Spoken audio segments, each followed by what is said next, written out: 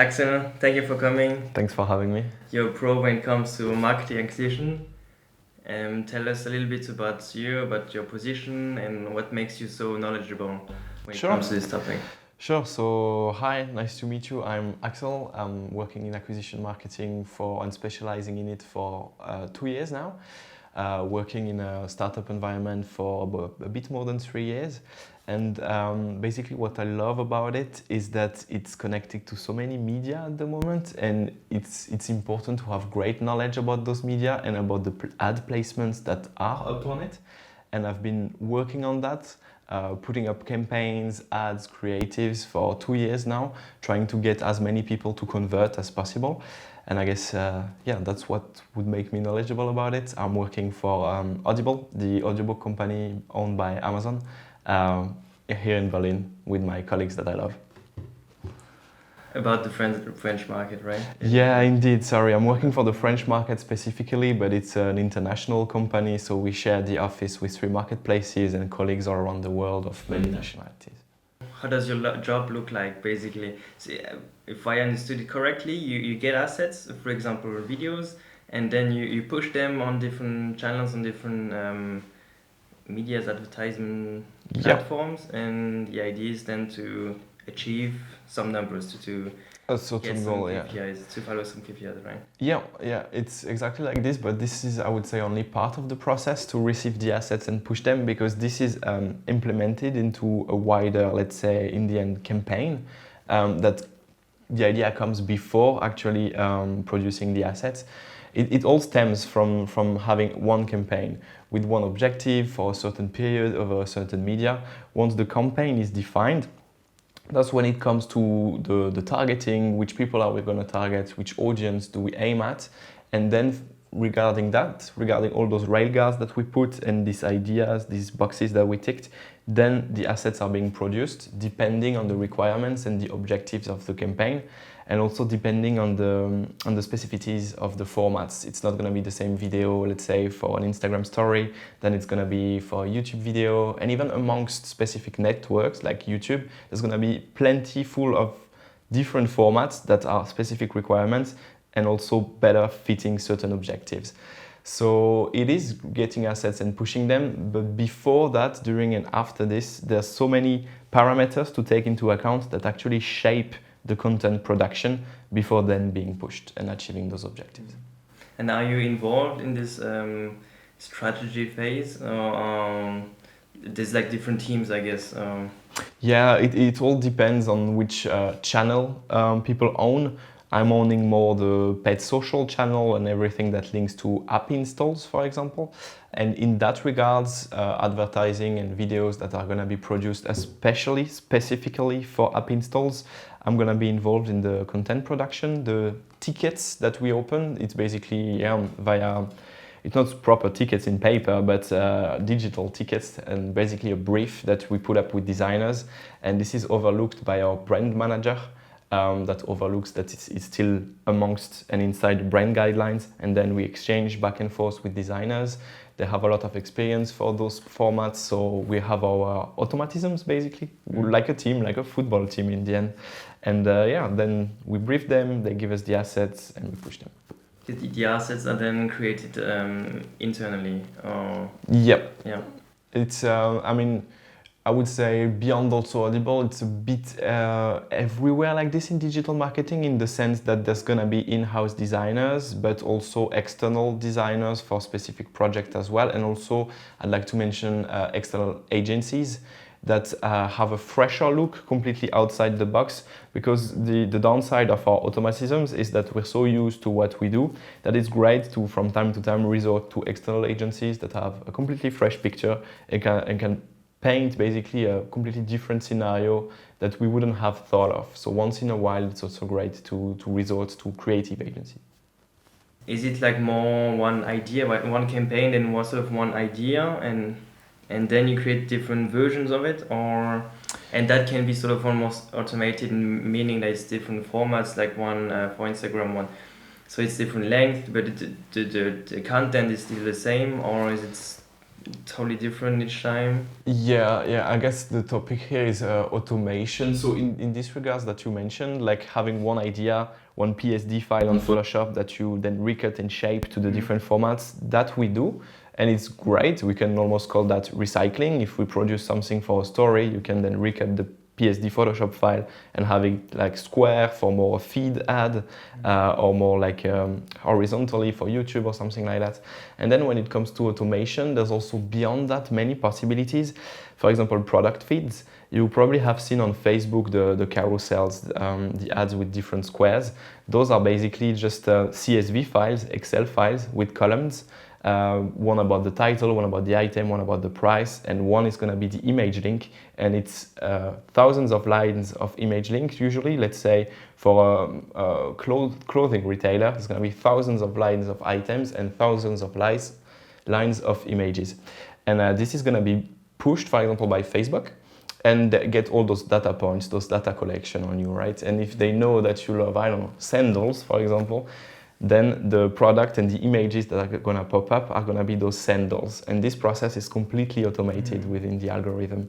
And beyond even that, you can also add automation on the automation. So let's say those image lines, if you want to add on top, let's say, the ratings of the items, let's say they're all good and 4.5 stars, you can automate to have 4 little stars on top of your little product image. But that's a third-party tool that comes in the middle of the Excel file to automate the automation and push it on the networks. So it can get quite complex, but once this automation and everything automation related, once the setup is done, you're good to go.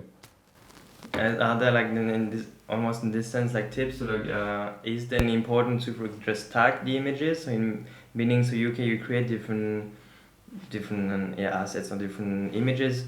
One with sandals, one with t-shirt, for example, and you need to describe them properly, or that can be very relevant. Basically, how do you tell the AI? Yeah.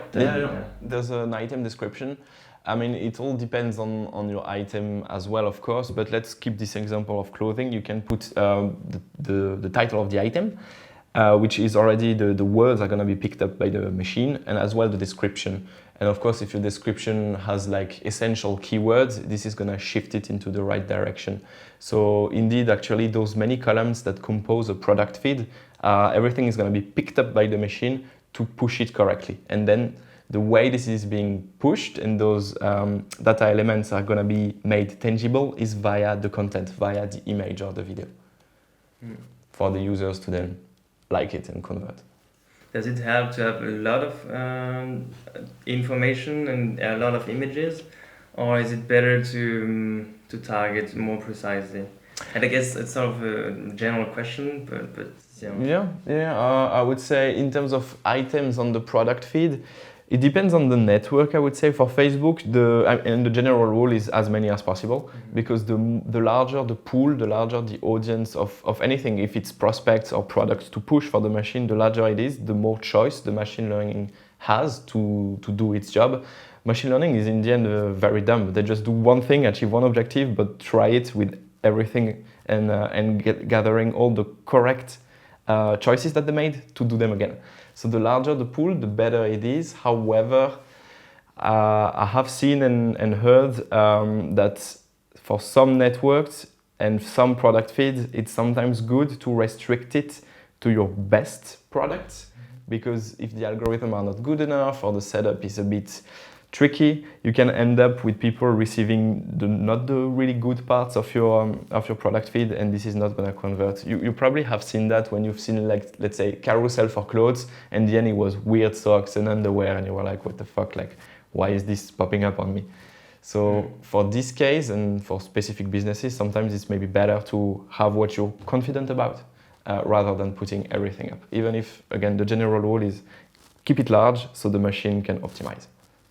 Let's say a bit on the content. So you had a team that creating this content. Do you share feedback with them, or do they change these images or videos on the go? Let's say, like while you're running the campaign, how How is there like an update? Is there the like monthly review or something? Yeah. So yeah, anything can be adapted, of course. Then we, of course, try to do it beforehand, and basically they produce first. It's basically a sort of agile method. They do a first production, more than a draft, almost a final product. But sometimes there are things to adjust. Maybe the copy is not right. Maybe the logo could be moved here, and it's basically the back and forth between each other. Now that it's been years that we work together, sometimes we don't even need back and forth, but it's very common, let's say, to request one adaptation, sometimes even the length, sometimes the size of something. And yeah, this is being adapted, and ideally we don't have to change it once it's live. But if we have the need to change something, it's always possible. It's always possible to not even pause the campaign, but on the side prepare the new file, pause it for a couple seconds, or just change the assets that are being pushed. But the objective is not to do this while the campaign is live. Yeah. And then another question is video versus images versus text. Do you generally see like one medium that is better, that is working better? Is there like a big difference with the price, like when you're pushing that as an ad? Yeah, I would say so. So first of all, the price, yes, I would say that in the end, video is pricier than images, especially considering Google ads. However, it brings a lot more results and a much wider reach and a much wider reaction from who you're targeting and who you're pushing this. And if you think about our daily lives, I mean, we use Instagram, we use YouTube, and we're more reactive to everything that has sound and videos. So I would definitely say that video is the future more than images, even though you cannot like just cope with just one and not do the other. However, if I had to keep just one, that would be video, because it concerns more the usages of nowadays, and it has also, there's so many different formats that you can fit the different objectives for videos, which is maybe not necessarily the case for image. Let's say, for example, you want to target a very wide audience and just give them a bit of awareness about your product. There's one specific format called the bumper ad on Google Ads. It's 6 seconds, and this is going to be pushed to many people, and they will not going to be able to skip it. So if you manage to be creative within 6 seconds, you can give awareness about your product on the upper funnel to so many people around the world or around the country that you're targeting. Then if you want to have an objective maybe lower in the funnel, let's say you want people to sign up on your website, sign up on your app, then you can have different formats that are more like 15 seconds. Let's say you target them in their story ads. And then they're already aware of your product from the 6 seconds bumper. Then they're on Instagram and they see you again and like, oh wow, that was cool. Maybe I'm gonna install the app. They install the app, hopefully they sign up. And then if you wanna even get lower on the funnel, let's say a purchase of clothes, a sign up to a membership, then you can also have a different format, more tailored, and the campaigns is gonna be also more shifted towards that objective. However, it can sometimes share the same asset. Let's say you have a campaign for people to sign up on your website. It can be the exact same assets on another campaign whose objective is actually to make you purchase. Because the same assets can have different objectives in a campaign, meaning that the machine learning doing its dumb but smart job of rushing towards the objective is going to be different, because one objective is to collect as many people logging in. The other one is as many people as possible making a purchase. So sometimes assets can be shared between objectives. It's always a matter of mixing the right asset with the right setup, and it's a bit of a mix and match. And about then objectives, what are in your team? What are your main objectives? So here we're talking about develop an app. Is it like number of downloads, a number of signups, or turnover of the company? I don't know. Yeah. Are there different? What are the KPIs, let's say, that you're looking at? I would say this is all depending on the channel owner, and also basically the position we have in the funnel, in the marketing funnel. So as a performance acquisition marketeer, I'm more in the lower funnel. Sometimes I've been working with colleagues on upper level campaigns, so it all depends where you position yourselves. So some colleagues of mine are completely awareness, so on top, reaching as many people as possible to get them an awareness of the product. Some people are a bit below, and basically sometimes engagement with existing members, or basically getting people to sign up, a bit in the middle. And my position is more at the lower end of the funnel, so where we have less people, but we have objectives of that are further in the customer journey. So people actually to more like purchase or take concrete actions. That would be where I'm located. To be sure, so there's these different steps of these funnels. There would be, for example, different types of videos and different formats because you're targeting different objectives. Yeah. Yeah, exactly. Sometimes you can use the same video for all of the steps, but that wouldn't be recommended. It's better to adapt it to the specificities. And yeah, again, this 6-second thing, it's common knowledge that there's going to be a super wide reach, so it completely corresponds to awareness. Stories are more like personal, often played with sound, so you can tell a bit more, convey a deeper message to actually push people from being into the awareness to the consideration phase. So maybe they're gonna install your app, check it around, and also then you have, depending on if you optimize towards the purchase event, for example, then normally it should attract people to that point. Axel, what would be your tips for a company, for people wanting to get involved into marketing acquisition? Let's have 3 scenarios. One first with a startup, so starting super small with no budget, then one established company but are still small and have a little bit of budget but didn't try too much ad or too much marketing so far, and then a third company, for example, who have definitely more budget and would be ready to invest more. So Sure. startup atmosphere, bootstrapping, what would you recommend even to start with marketing, starting with ads? Yeah, so let's start with the first scenario, the startup rising from the ground. I would say the first thing that's really important is to, first of all, to have maybe an organic presence, in the sense that at the beginning you're not going to have a massive budget, you're not going to know your audience perfectly. You have your target audience, but is it the one that's actually responding? You haven't tried yet. So I would start with organic presence because it's cheap, it's important, and it's tangible. So when people look for you, they're going to have something, because if you put an ad and there's nothing behind when people click on you, it's not going to work like that. So you have to have solid ground. So organic presence on Facebook, Instagram, organic presence on a website, everywhere that's possible to like set your feet, plant your flag, and be there. Then when it comes to paid acquisition, I would recommend to protect your brand name via keywords and paid search activities, because that's the way to really rise up to the top. Let's say you just start and you're called, I don't know, Pear Company. When people are gonna type Pear, they're not gonna see you necessarily unless your website is SEO optimized and Google's algorithm loved it and pushed you to the top. And even then, SEA, paid search, is always gonna come on top.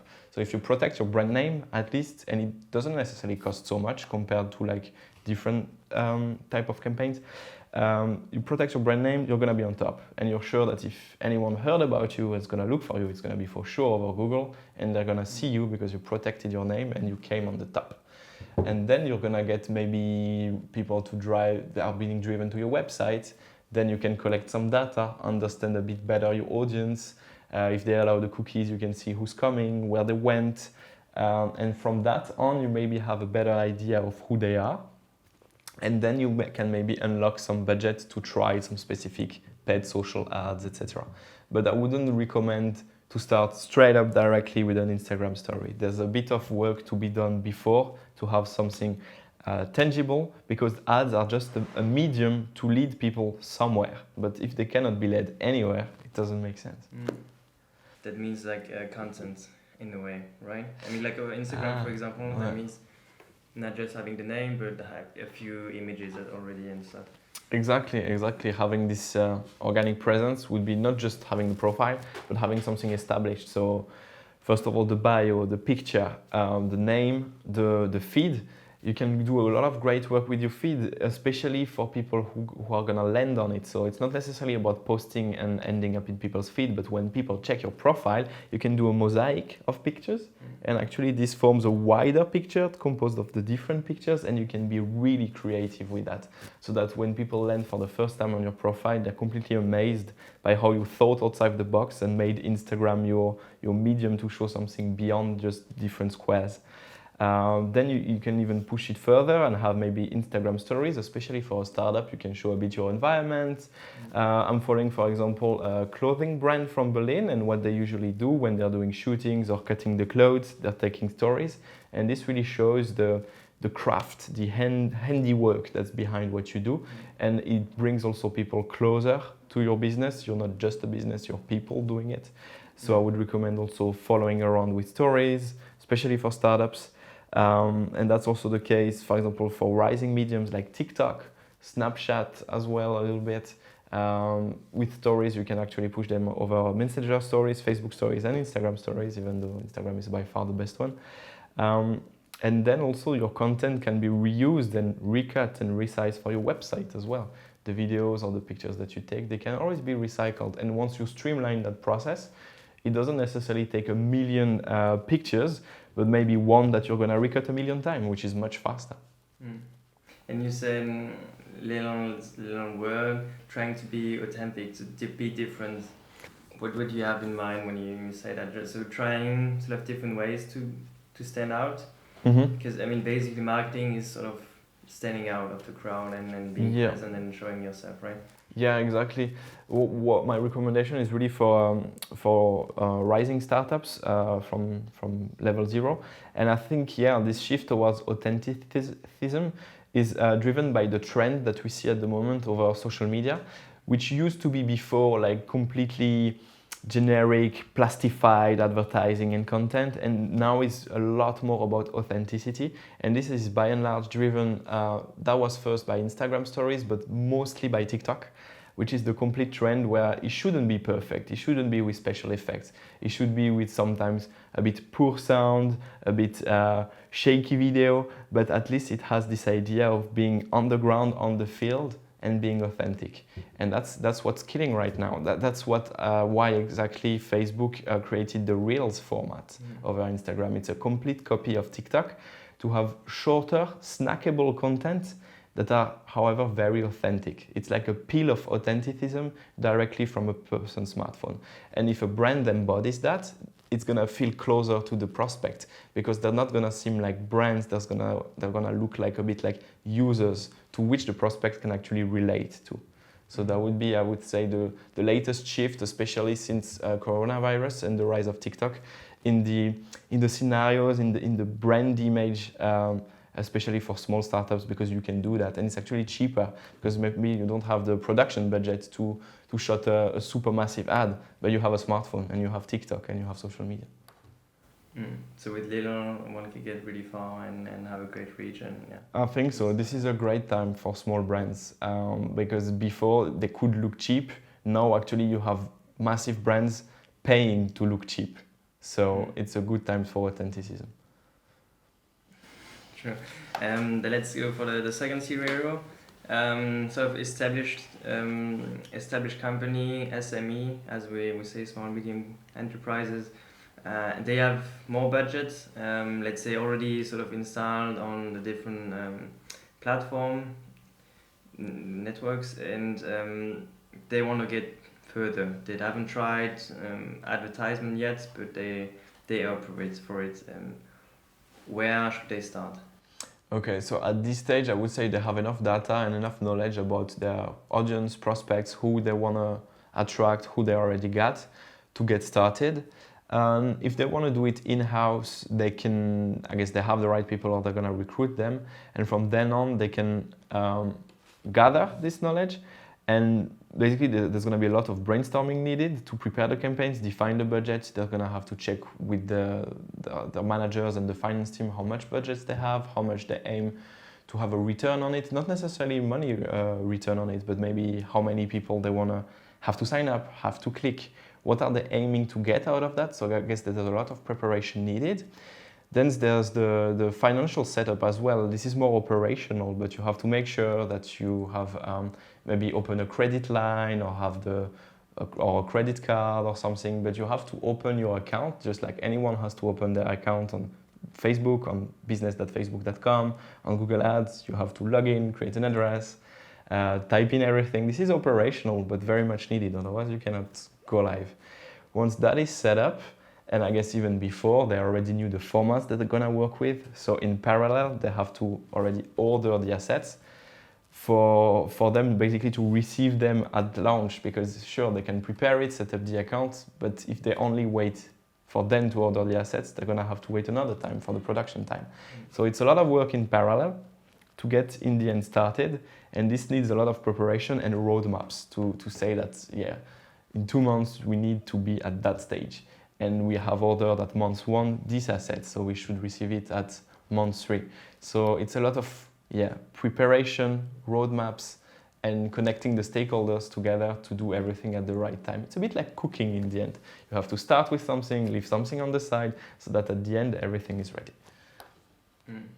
Awesome. And then the last year, and basically my question behind it is, does it help to have more budget?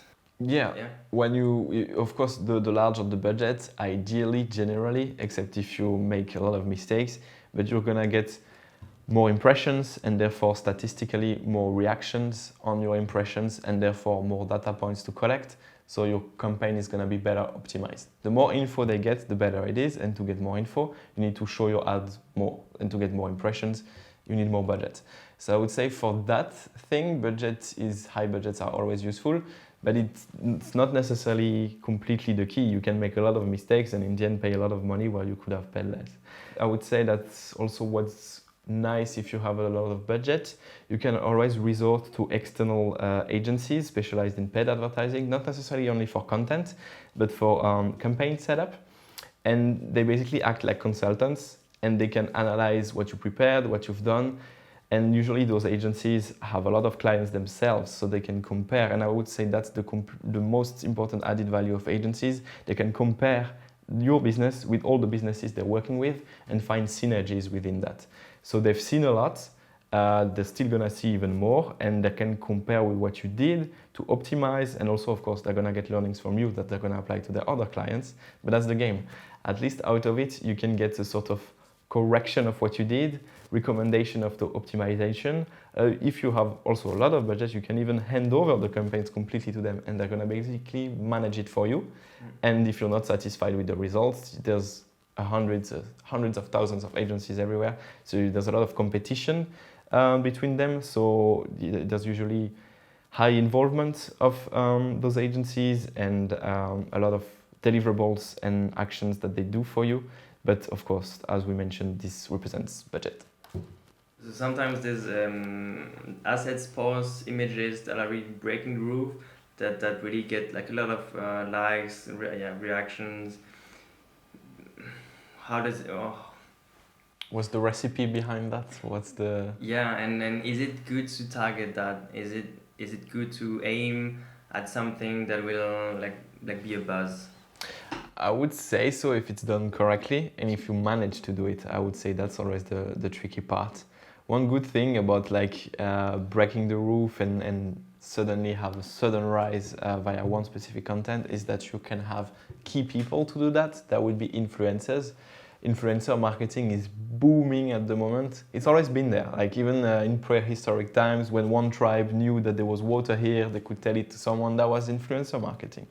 And nowadays it's booming via digitization and connecting everything.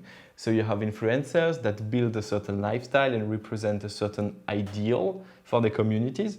And their communities are very engaged prospects. If you match that, this engagement of say 100K followers following their idol in a way, if you match that with a brand that sort of connects the lifestyle of the influencers with their product, with their image, then you have this 100K people identifying as well to your brand and your image and being completely engaged and sharing it. So I would say influencer marketing would be the way to go. And the process is quite streamlined now. You can DM the influencers directly. That's why they always have business inquiries to this address, or you have even influencer agencies. So you contact an agency and they're gonna find you the right influencer for your image as well. So it's a big jungle, but with a lot of content and possibilities there. And I would say, yeah, buzzing is the right way to go via influencers to build a nice, clean buzz for yourself. You don't want something too trashy.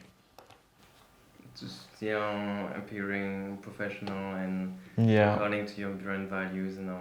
Yeah. So also choosing the right influencer is important. is key. I would say you don't want something that completely degrades your the image that you built for years for your brand. It wouldn't be correct. So, and sometimes there can be a thin line between what's cool and funny and what's actually completely neglecting your product and your image. So be cool, be fun, but don't neglect yourself and your product and your image. It's just gonna look trash and people are gonna see that. And do you think so that one can be on every platform and appear correct? I mean, appear according to the company image, or are there platforms where you would say, okay, maybe not for like a B2B company, in this sense of brand image, it's more about the content you produce, or also sometimes a bit about the platform? It's a great question. It's a bit of both, and it also depends on who you target. So let's start with Facebook, which is like a very known medium. So on Facebook, you can actually do B2B if you want, because it depends on who you target. If you target a very broad audience, let's say the whole of France, with a B2B ad, of course, you're not gonna get many reactions. However, if it's targeted at the right people, it matters less where it shows up. Even if it's on Facebook, for something that's way more professional than Facebook sounds like, if you preach to the right audience, there can be conversions. If you go broad with something that's niche, this is not gonna work. But the platform also has an influence. Like the same brand is not gonna have the same tone of voice over Facebook that it has over TikTok. TikTok has to be funny. It cannot be serious, except if it's something very engaged, a burning topic that the community is gonna be interested about, but it's definitely not going to be the same tone of voice. And this still has to comply with the brand guidelines and the image you try to build. So it's a bit like a personality. You're not going to have the same personality in this context that you're going to have there, but you still have to sort of have a composition that makes you whole. That if someone sees you in that situation, and that one, they're not gonna think, okay, this guy is schizophrenic, is weird, is completely different with different people. Just like a prospect cannot see your ads on Facebook and TikTok and be like, what the fuck, they're just adapting, trying to seduce me. They'd rather have a vision where they're like, whoa, they can adapt. This guy can adapt to that environment, to that one. I see who he is, who she is. I like this image. And the same for the company. They're like that on Facebook, here on TikTok. That's the way they show up here. And that builds a holistic image of the brand that people admire then. And that's, I would say, the ultimate goal. And why is that? Let's say, I mean, I guess the platforms also push that in a way. For example, TikTok, they want it to keep it fun. I mean, it started with musically, so like more music videos. Even now, there's basically always music behind it. But I guess you would agree with saying people have a different mindsets when they are on different platforms, right? Absolutely, completely. It's those mindsets that actually shape the vision we have of that platform that requires then different content. Of course, when you open TikTok, you have to be entertained. When you open Facebook, you're maybe looking for topics, preparing an event, chatting people. So you're in a more, let's say, less fully entertained, less snackable moment. When you're on Instagram, it's a bit in between. You're looking for aesthetics, you're looking for cool stuff. You're interested in getting knowledge, but it has to be aesthetics and cool. And when you're browsing where the Google Ads placement are, you're more looking for something. You're browsing around, you're about to search something, and then the ads pop up. So it's also a different mindset. Also on LinkedIn, LinkedIn also does ads. So of course you're in a different mindset on LinkedIn. And would you still say that with one video, for example, one content, if one like retouch, reformat it differently, it works, or sometimes it's better to do another one. Sometimes it's better to Yeah. do another one. I would say it really depends on the business, the creative, even the scenario inside it. And maybe the same shot, the way it's cut can change the meaning it conveys and then can be reused. So you can even tailor an MP4 in a different way that is then more adapted to a format. So to answer it clearly, I would say it's often better to recut and adapt, but again, you can still use the same file. It's very specific to what you want to do. And I would say that's the art of it in the end. Because sure, you can take a video and just push it and whatever. You can also tailor everything to the maximum, but this is gonna be too granular and maybe you're gonna lose something also in the process. It's all about this balance in between. Is that what gets you going? Let's say what's I would the say thing so. that really attracts you about finding the balance between everything. Between getting things done but taking the time to do them correctly, between focusing and spending time and hours on something, but is this gonna have an impact? Then there's other stuff that has a big impact, but maybe it doesn't necessarily require a lot of work. So you have to allocate your time to those efforts to that, to complete a sort of whole vision of what you want to do and achieve what you've been asked to do. And yeah, it's all about finding the balance. I like the metaphor of cooking, really. It's all about cooking those little campaigns. Awesome. Axel, thank you for your insights. To sum up, how does it look like? So marketing acquisition, what I heard is, so first step is to know who you are, basically, knowing your brand identity and knowing your values. And then from there, knowing who you're targeting. And the next step, and sort of when the most budget or the more investment might come, is then the how, and then choosing the right platform, choosing the channel, and then pushing some assets. Yeah, I would say it's also a continuous process, but the start would be like this. Yeah, know who you are, who you want to be, and who your audience then is going to be, so therefore who you're going to target. Then this is being shaped, of course, by the different networks that you think are fit to the first part. Then the how is all of this operational part, setting up the accounts and everything, preparing the assets. But I would like to stress and highlight that this is really a continuous process, and when that's being live, you're going to have insights that you never thought you would have, realizing that actually those people are the ones that convert less compared to that target audience. And this is going to be always adapting and being agile and being moved. So this is the correct way to launch, but I would say flexibility and willingness to adapt is key. Key also maybe sometimes to not adapt to everything. If I just have to put a railguard, if suddenly on your first week you have more people from that target audience, don't completely change your business model, but make sure to be flexible. Awesome. And get started, or would you say sort of get started quickly, or more planning beforehand is required? I would say don't wait for years, wait for the right moment, be prepared, but don't over prepare, because no matter how much you engineer it, it's never gonna be perfect and you will have to adapt. So better not waste too much time and effort, and when you feel that the timing is right for you to get going and that you're safe to land even if you fail on some stuff, you're gonna gather this failure, you're gonna fail again, try harder, basically like Steve Jobs, fail and fail harder. It's a bit cliche, but it's true. It's never gonna be perfect, so better get those falls early, see how it hurts and how you can do it better the next time. Awesome. Axel, thank you for your insight. Thanks for having me.